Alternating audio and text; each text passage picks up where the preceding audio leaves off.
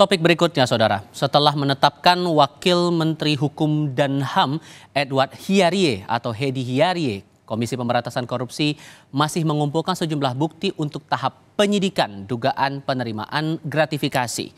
Kepala Bagian Pemberitaan KPK Ali Fikri menyebut pada tahap penyidikan, KPK mengaku mulai memeriksa bukti dan saksi-saksi. KPK pun mengaku telah memiliki bukti transaksi janggal dalam 2 rekening asisten pribadi dan pengacara Edi. Namun karena masih dalam tahap penyidikan, KPK minta publik tidak terburu-buru. KPK memastikan akan membuka bukti secara transparan di persidangan.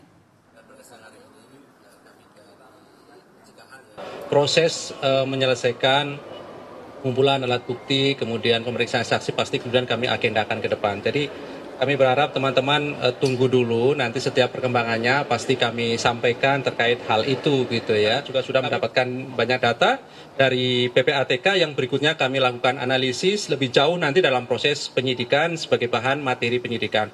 Apa yang kemudian temuan dalam transaksi itu tentu tidak bisa kami sampaikan dalam forum seperti ini, karena pada saatnya sekali lagi kami buka seluas-luasnya dan silakan teman-teman ikuti pada proses di peradilan tindak pidana korupsi. Menko Polhukam Mahfud MD memuji kinerja KPK yang menetapkan Wamenkumham Edi Hiarie sebagai tersangka dugaan suap dan gratifikasi. Menurutnya ini membuktikan penegakan hukum tanpa pandang bulu oleh KPK meski masih banyak kritik yang tertuju pada lembaga anti rasuah tersebut. Saat ditanya apakah akan ada penggantian Wamenkumham, Mahfud bilang itu hak prerogatif Presiden.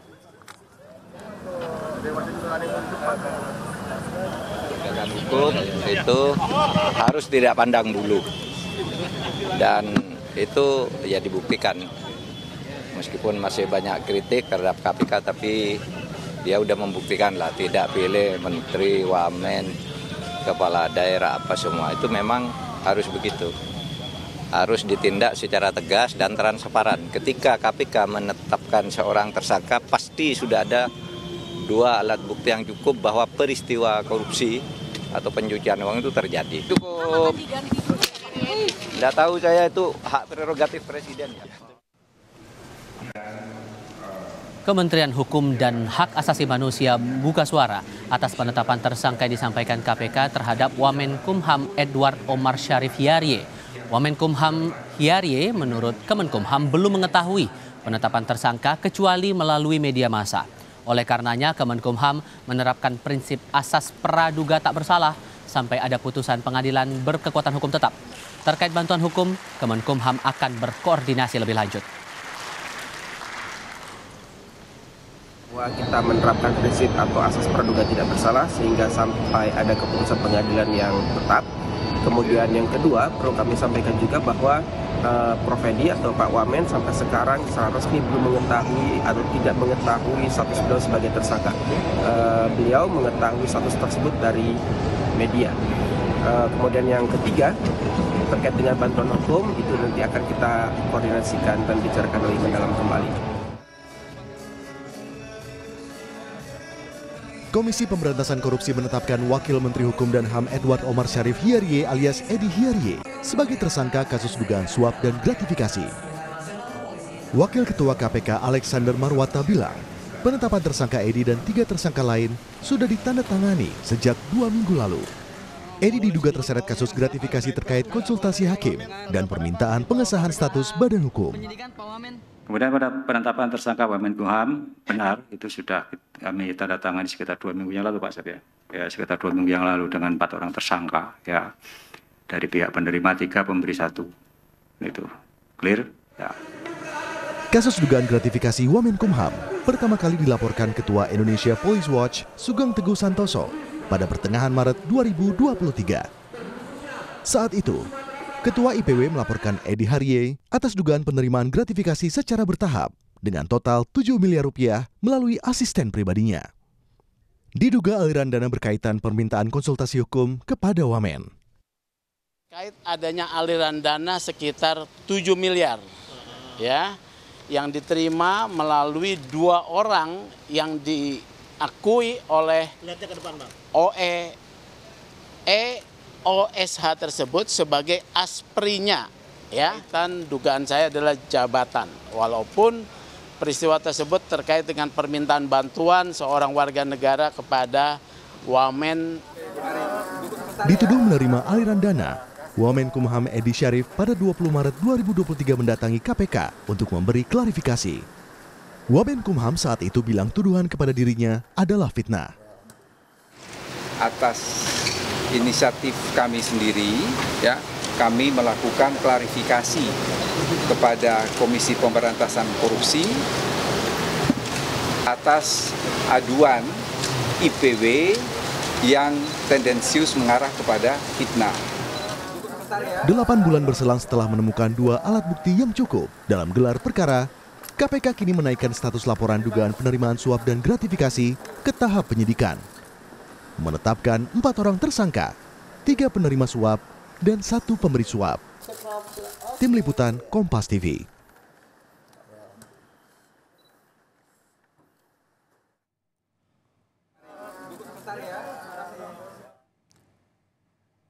Untuk Anda yang baru bergabung bersama kami sampaikan kembali bahwa setelah menetapkan Wakil Menteri Hukum dan Hak Asasi Manusia, Edward Hiarie, Komisi Pemberantasan Korupsi masih mengumpulkan sejumlah bukti untuk tahap penyidikan dalam kasus dugaan penerimaan gratifikasi. Dan dari perwakilan Komisi Pemberantasan Korupsi juga sudah meminta kepada publik untuk menunggu sambil KPK juga terus mendalami sejumlah bukti dan keterangan para saksi.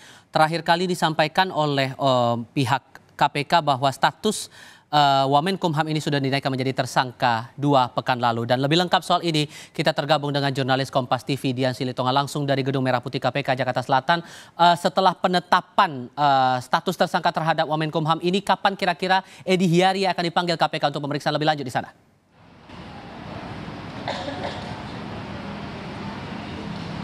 Ya, Tifal, penetapan tersangka sudah dilakukan.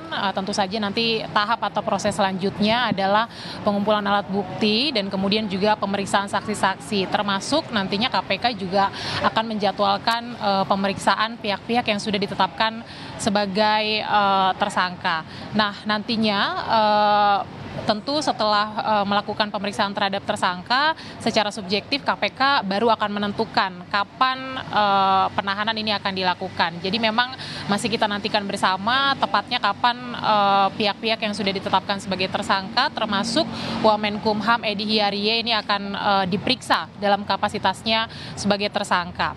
Nah, seperti kasus-kasus yang pernah kita ikuti sebelumnya, Tifal, kalau kita ingat di KPK kalau tersangka ini mangkir dalam setiap pemanggilan pemeriksaan, maka nantinya KPK juga berwenang untuk langsung melakukan penangkapan dan juga penahanan. Nah, sudah disampaikan oleh KPK bahwa dalam kasus ini KPK sudah menetapkan 4 orang tersangka, 3 penerima suap dan juga 1 pemberi suap. Kalau kita ingat dari laporan Ketua Indonesia Police Watch Sugeng Teguh Santoso pada bulan Maret yang lalu, ini melaporkan atau menduga bahwa Wamenkumham Edi Hiarie ini diduga menerima suap dan gratifikasi senilai 7 miliar rupiah dari pengusaha bernama Helmut Hermawan. Ini berkaitan atau terkait dengan permintaan bantuan pengesahan badan hukum PT Citra Lampia Mandiri, yakni perusahaan yang bergerak di bidang tambang nikel di wilayah Luwu Timur, Sulawesi Selatan oleh Dirjen Administrasi Hukum Umum Kementerian Hukum dan juga Hak Asasi Manusia. Nah, diduga suap diterima oleh Edi ini melalui 2 asisten pribadinya, yakni Yosi Andika Mulyadi dan juga Yogi Ari Rukmana. Nah, diduga kuat 4 orang yang sudah ditetapkan sebagai tersangka oleh KPK adalah nama-nama yang tadi sudah saya sebutkan, Tifal. Nah, dalam proses sebelum naik ke tahap penyidikan, diketahui juga bahwa Wamenkumham Edi Hiarie ini sudah 2 kali diperiksa oleh pihak KPK. Pertama pada bulan Maret, pemeriksaan ini dilakukan untuk Edi memberi memberikan klarifikasi kepada penyidik karena waktu itu tahapnya baru pengaduan saja. Kemudian pada bulan Juli Edi kemudian diperiksa sebagai terperiksa karena waktu itu tahapnya masih penyelidikan, belum ke penyidikan. Artinya memang selama tahap penyidikan Edi belum sekalipun diperiksa oleh KPK. Dan kemudian juga dalam kasus ini KPK mengklaim sudah berkoordinasi dengan PPATK untuk menelusuri aliran dana, kemudian juga transaksi mencurigakan yang dilakukan oleh para tersangka, dan tentu tidak menutup kemungkinan dalam proses penyidikan ini Tifal nantinya pasal tidak hanya suap dan gratifikasi saja, mungkin bisa bertambah ke tindak pidana pencucian uang. Karenanya kita pantau bersama nanti jalannya pemeriksaan kasus ini akan seperti apa. Tifal. Dari Gedung Merah Putih KPK Jakarta Selatan, Dian Silitonga melaporkan. Terima kasih.